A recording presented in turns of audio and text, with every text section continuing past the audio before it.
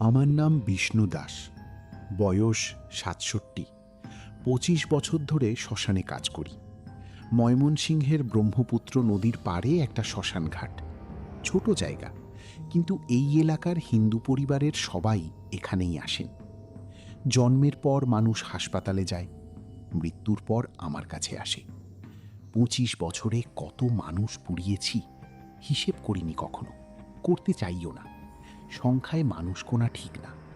প্রতিটা মানুষ আলাদা, প্রতিটা মৃত্যু আলাদা। ছোট শিশু পুড়িয়েছি, সেটা সবচেয়ে কষ্টের। বৃদ্ধ পুড়িয়েছি, সেটা স্বাভাবিক মনে হয়। দুর্ঘটনায় মরা মানুষ পুড়িয়েছি, রোগে মরা মানুষ পুড়িয়েছি, হত্যার শিকার মানুষ পুড়িয়েছি। প্রতিটা মানুষকে সম্মান দিয়ে বিদায় জানিয়েছি। আমার কাছে এই কাজ শুধু কাজ না, এটা একটা দায়িত্ব। মৃত মানুষ কথা বলতে পারে না, প্রতিবাদ করতে পারে না। তাই তাদের শেষ যাত্রায় যে থাকে তাকে সৎ হতে হয়, দায়িত্বশীল হতে হয়। আমি ছিলাম, কিন্তু সেই রাতের আগে পর্যন্ত আমি বুঝিনি দায়িত্বশীল হওয়া মানে শুধু আগুন জ্বালানো না। দায়িত্বশীল হওয়া মানে নিশ্চিত করা যে যাকে পোড়াচ্ছি সে সত্যিই মৃত। সেই রাতে আমি এমন কিছু দেখলাম যেটা না দেখলে ভালো ছিল, এবং এমন কিছু করলাম যেটা না করলে একটা মানুষ জীবন্ত পড়ে মরত। ঘটনাটা ৩ বছর আগের। ডিসেম্বর মাস, শীতকাল তখন পুরো দমে। সকালবেলা থেকে আকাশ মেঘলা ছিল, বিকেলে একটু ঝিরঝির বৃষ্টি পড়েছিল। সন্ধ্যার পর বৃষ্টি থামলেও বাতাস ঠান্ডা। সন্ধ্যা ৭:৩০টার দিকে একটা দল এলো শ্মশানে, বড় দল, ১৫-২০ জন মানুষ। কেউ কাঁদছে, কেউ চুপ করে আছে। মহিলারা এক পাশে, পুরুষরা আর এক পাশে। সামনে ৪ জন একটা খাটিয়া বহন করছে। লাশ আছে, সাদা কাপড়ে মোড়া, ফুল দেওয়া। আমি এগিয়ে গেলাম। বড় ছেলে এগিয়ে এলেন, নাম বললেন নিপেন পাল। বললেন বাবা গেছেন সকালে। নাম সুরেশচন্দ্র পাল, ৭২ বছর, হার্টের রোগী ছিলেন। আমি জিজ্ঞেস করলাম, ডাক্তার দেখেছেন? নিপেনবাবু পকেট থেকে কাগজ বের করলেন। ডাক্তারের মৃত্যু সনদ, সই আছে, সিল আছে। সকাল 10টায় মৃত্যু। আমি কাগজ দেখলাম, সব ঠিক আছে। মাথা নাড়লাম, কাঠ সাজাতে লাগলাম। আমাদের শ্মশানে 2টো চুল্লি আছে, একটা পুরনো, একটা নতুন। সেদিন নতুন চুল্লিতেই সব ব্যবস্থা করলাম। কাঠ সাজালাম, নিচে শুকনো পাতা, তার উপর ছোট কাঠ, তার উপর বড় কাঠ।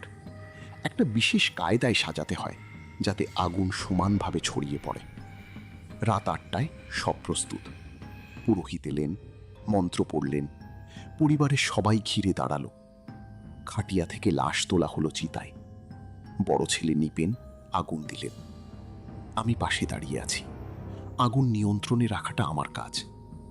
কাঠ জ্বলতে লাগলো, ধোঁয়া উঠল, আগুনের শিখা ওপরে উঠতে লাগলো।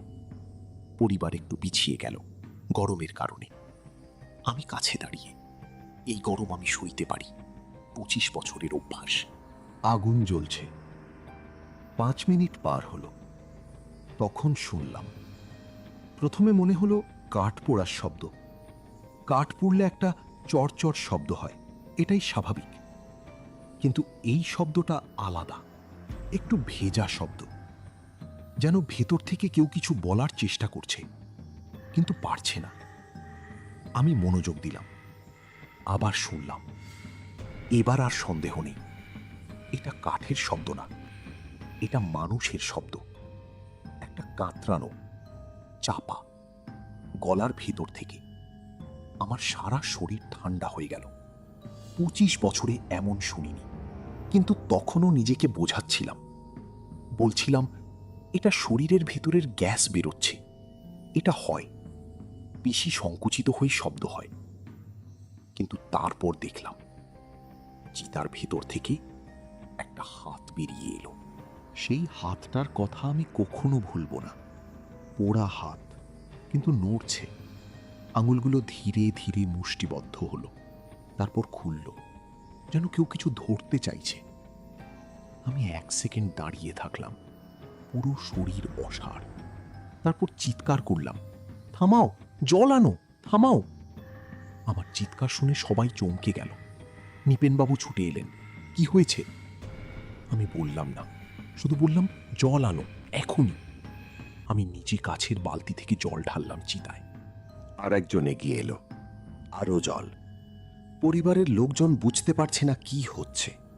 কেউ কাঁদছে, কেউ চিৎকার করছে। একজন মহিলা মূর্ছা গেলেন। আমি পাশের একজনকে বললাম, কাঠ সরাও। দুজন মিলে কাঠ সরালাম। আগুন নিভল, ধোঁয়া উঠছে।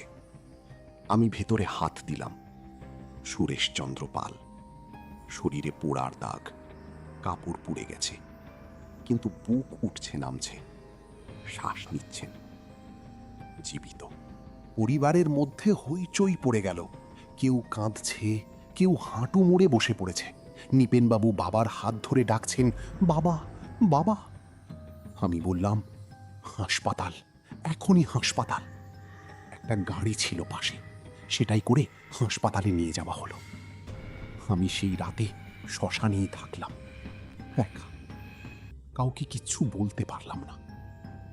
বসে রইলাম আগুন নিভা চিতার সামনে, ঠান্ডা ছাইয়ের সামনে।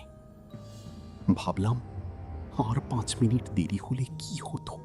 পরে জানা গেল পুরো ঘটনাটা। সুরেশচন্দ্র পালের হার্টের রোগ ছিল অনেক বছর ধরে। সেদিন সকালে হার্ট অ্যাটাক হয়েছিল, তাতে তিনি অজ্ঞান হয়ে পড়েছিলেন। নারী এত ক্ষীণ ছিল যে স্থানীয় ডাক্তার ধরতে পারেননি। ডাক্তার ভুল করেছিলেন, মৃত্যু সনদ দিয়েছিলেন জীবন্ত মানুষকে। পরিবার সন্দেহও করেনি, কারণ সুরেশবাবু নিঃশব্দে পড়েছিলেন, নড়ছিলেন না, চোখ বন্ধ। সবাই মনে করেছিল তিনি মারা গেছেন।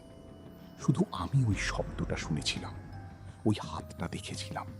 সুরেশবাবু হাসপাতালে 3 সপ্তাহ ছিলেন। শরীরের কিছু অংশে পোড়ার চিহ্ন থাকবে সারা জীবন, কিন্তু সুস্থ হয়েছেন। ডাক্তারের বিরুদ্ধে মামলা হয়েছে, পত্রিকায় খবর বেরিয়েছে, কিন্তু পত্রিকায় একটা কথা লেখেনি কেউ। সেই রাতে যদি আমি না থামাতাম, যদি আমি ওই শব্দটা না শুনতাম, যদি আমি চিতার কাছে না দাঁড়িয়ে একটু দূরে সরে যেতাম, সুরেশচন্দ্র পাল জীবন্ত পুড়ে যেতেন এবং কেউ জানত না।